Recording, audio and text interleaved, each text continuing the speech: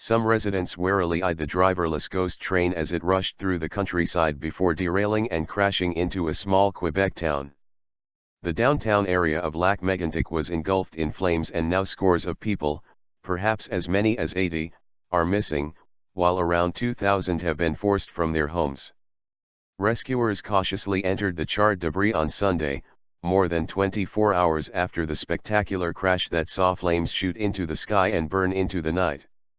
Witnesses reported up to 6 explosions after the train derailed at about 1:20 am on Saturday in Lac-Megantic. Officially, as of late Saturday, only one person was killed and one wounded. The train, 72 tanker cars loaded with crude oil pulled and pushed by 5 locomotives, left Montreal, 250 kilometers to the west, and was heading to the port of Saint John on Canada's Atlantic coast. Instead, its final destination was this picturesque resort town of 6,000 residents in a corner of the Appalachian Mountains near the border with the U.S. state of Maine.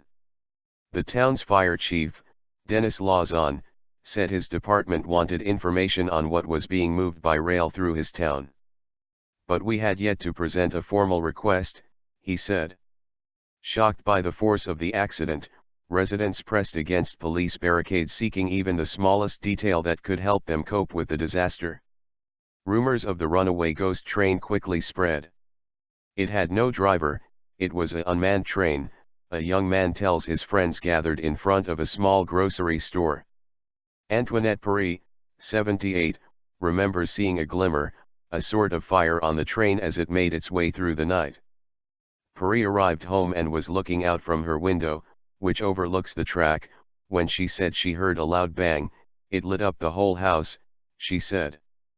Paris ran out to save her life, forgetting her dentures and her pajamas.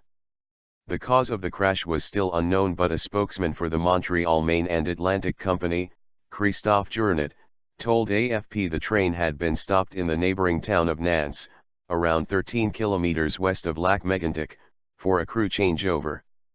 For an unknown reason, Journet said, the train started to advance, to move down the slope leading to Lac-Megantic, even though the brakes were engaged. As a result, there was no conductor on board when the train crashed, he said. Residents gathered on the far shore of Lac-Megantic around a large illuminated cross that dominates the view. There, overnight Saturday into Sunday, they watched much of their town go up in flames. Linda Rodriguez followed the movement of the flames with her binoculars. That's the pharmacy, our home is 50 meters away on the other side of the road, she said. Another resident, Mariette Savoy, feared the death toll from the wall of fire that engulfed her town will be high. Above all, the main street shops were homes, she said. All those people who were there were unable to get out.